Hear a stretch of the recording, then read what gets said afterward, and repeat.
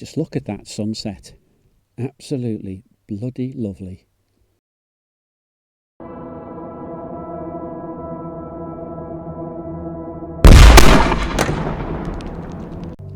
Well, I'm off on my first camp of this year. First camp on the VFR. And first proper motorcycle overnight camp with me Dutch Army Bivi. Remember last time I had a bit of a problem with I had to remove the camera mount over the right hand mirror. Well, I've tried a few things since then to try and get the camera back into the same place, including like selfie sticks going across the screen. None of them really worked. They were ugly as sin, to be fair. In the end, I did this. I got a GoPro mount that clamps onto the wing mirror, but I can rotate it. So I've rotated it and put some GoPro extensions out.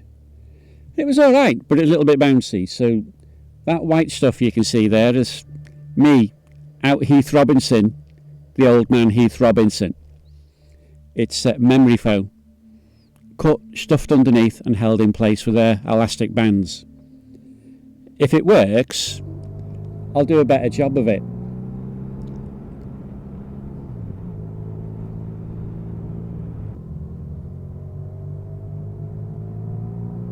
Now I've had to leave a little bit late, so I'm cutting this a bit fine as it happens.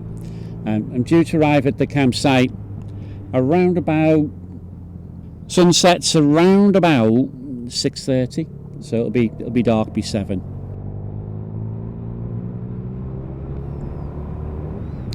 And those clouds look a little bit angry, don't they? But it's meant to be a dry night, but it's going to be a cold one, and that's what I'm looking forward to the most. I want to see if the kit I'm turning up with is actually good in cold weather. So there's the bivvy. I've got a new airbed. It's only about 2 inches thick, which means I've got plenty of room to get in, and I won't be lying on the floor like the last time I was out camping with this bivvy. Did it in the car that time, so it's not exactly a motorcycle camp, is it? I've brought 2 sleeping bags.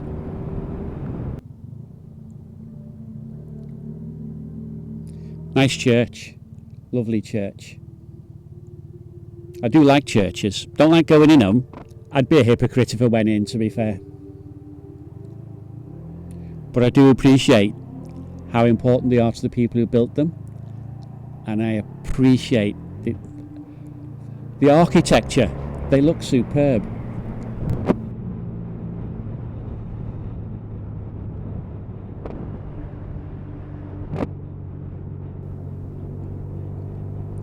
I've got the GoPro Max on my crash helmet this time. I've angled it forward a little bit so as it doesn't act as much like a sail as it did last time.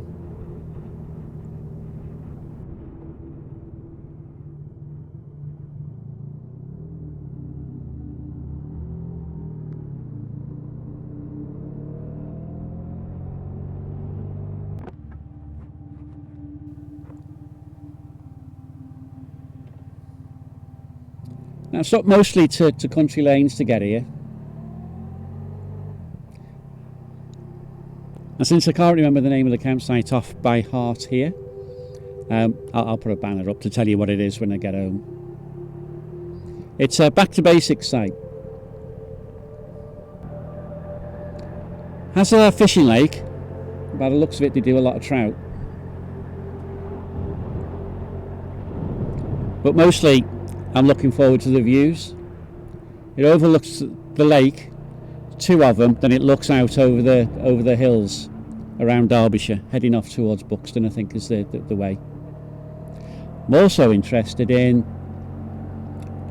maybe a few alternative routes for New Broome next time, which I'm doing at the beginning of August this year. And you'll notice the Ghost S is that I'll put it on an extension so it's a bit further out from my helmet, and you should see a lot less of the visor whenever I use that camera.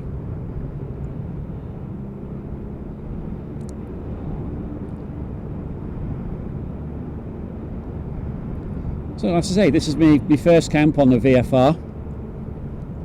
I've got me packing down to a bit of a fine art. I have got everything I need into 2 panniers and a top box and a Tora Tech bag. It's not a 60 litre bag like my Lomo one, it's a lot smaller than that.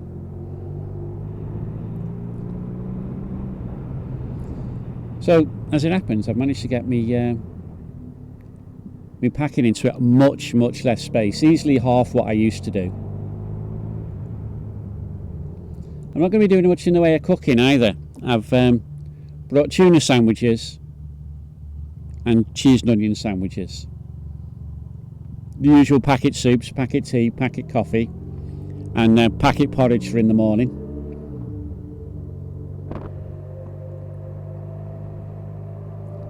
Yeah, my sleeping bags, British Army ones. I brought 2, as I say, one will fit inside the other.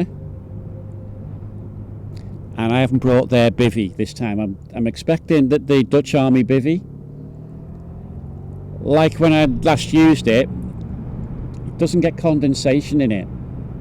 So I reckon I don't need to worry at all about sleeping bags, just putting them in as they are. But as I say, 2 of them, one inside the other for extra warmth.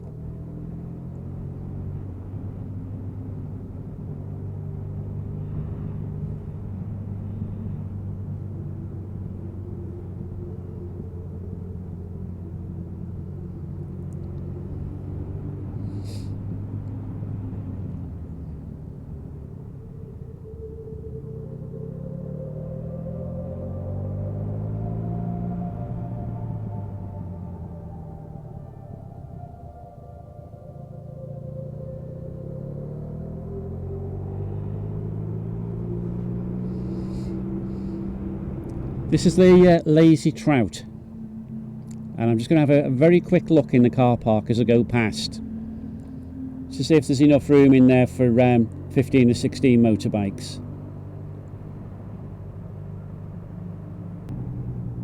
Looked alright to me, to be fair.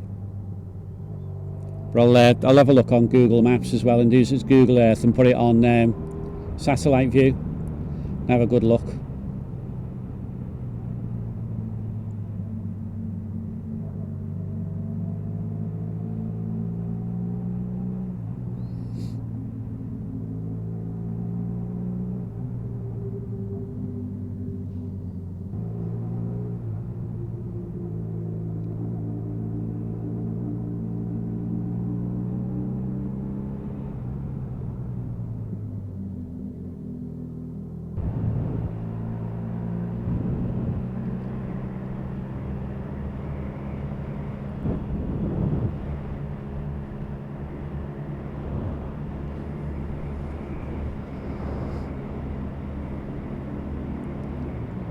Here we go, onto the campsite now.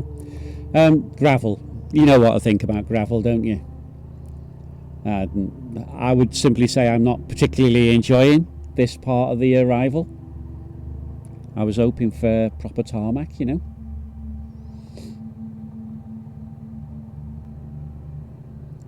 But I'm managing.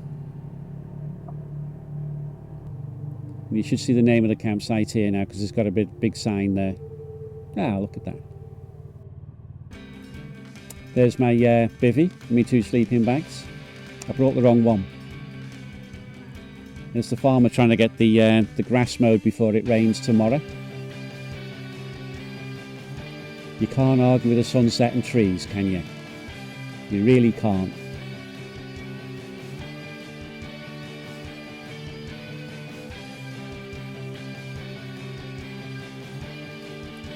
Next morning, look at this frost on that. That water bottle, the blue one, that actually had ice in it, and the kettle, I couldn't get the lid off straight away. There I am, looking handsome as ever. This is the trout lake, and look at the scenery over the hills in the background. It's absolutely lovely, isn't it? And there she is, all loaded up and ready to go.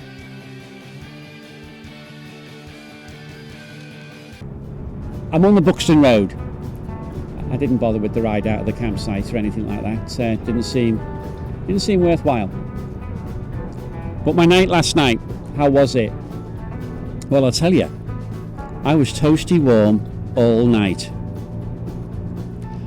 I slept really, really well. I put the In-Betweeners movie on, the first one. Bluetooth headset, and then settled down to watch. But I couldn't quite get the phone far enough away from my eyes for it to be in focus, so I thought, sorry, I'll just listen. I've watched it enough times to fill in the images for myself. I don't need any help with that at all. But I woke up 2:30 in the morning, and I was listening to Bruce Willis from Armageddon. So I'd clearly missed pretty much all of the In-Betweeners movie through sleeping, and a really very good proportion of the Bruce Willis movie too. But I opened up the Bivi, let it drop down. It was chilly out there, but I was looking up. The plough was directly above my head. The moon was off to the right a little bit, behind some clouds. And off to my left, I was watching all the aircraft coming in and out of Manchester Airport, quite low in the sky. It was a good night. And the new airbed, well, I don't know how I'm going to describe this. I'll do my best. It was like as if the airbed wasn't there. Couldn't feel it. No. It's not that it had gone flat or anything like that, because if I'd been touching the floor, I'd have known about it. The floor's hard. And this was not hard at all. This was just supportive, but without being without making its presence felt is probably the best way to describe it. But I wouldn't have known I was lying on an airbed at all. And it was quite well insulated from the floor.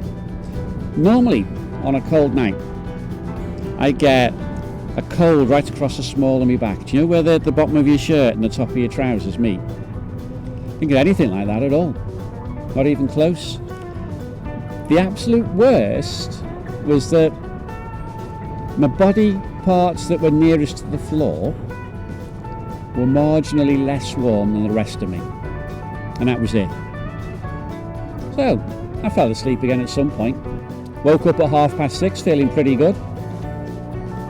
Had my breakfast and took me time to pack up. And now I'm back on the cat and fiddle.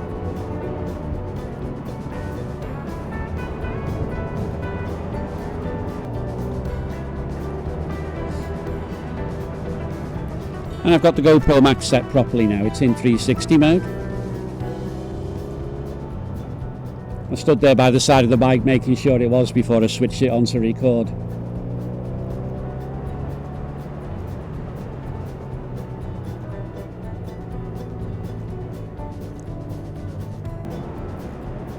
The Osmo Action 4 is still doing really, really well on batteries. I used one battery getting to the campsite and there's just a little bit more left in it.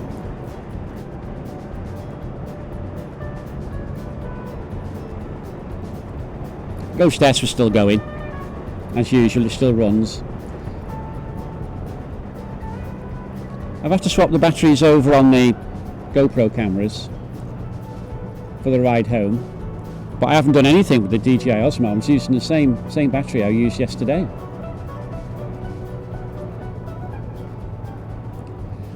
The biggest surprise of them all, I haven't got anything set up to keep my sat-nav powered up. So I've got nothing running from the battery, for example, on the bike. But the damn thing's still going. It ran for about an hour and a half getting to the campsite yesterday, and it's still working now. The last time out when I went to Parsley Hay, I was out riding the bike for maybe 3.5 to 4 hours, maybe, something like that. And the sat-nav remained powered up for the whole of that time. Which means I might not need to bother with getting power to it. At least not for rides like this. If I'm going to be away for a fortnight on a tour, then yeah, maybe I should do something. But for these sort of things, I don't think it's worth bothering. And that's a really nice, pleasant surprise.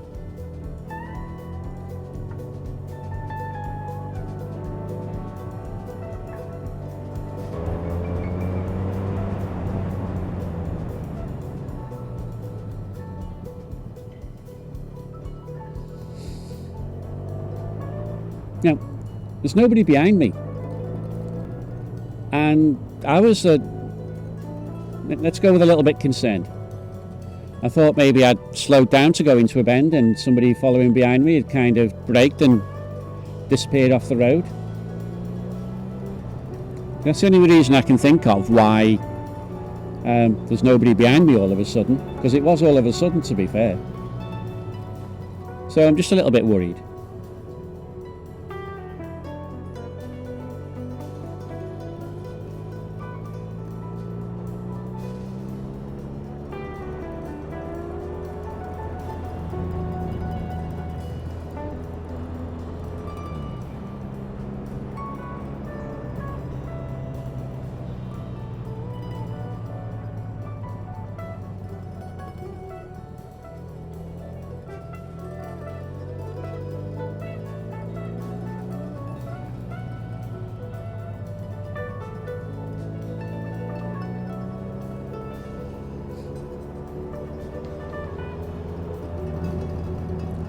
Okay, so I'm coming into Macclesfield shortly.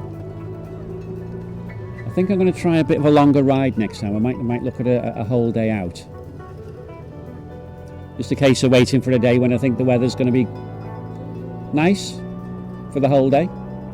And maybe it'll be a bit warmer.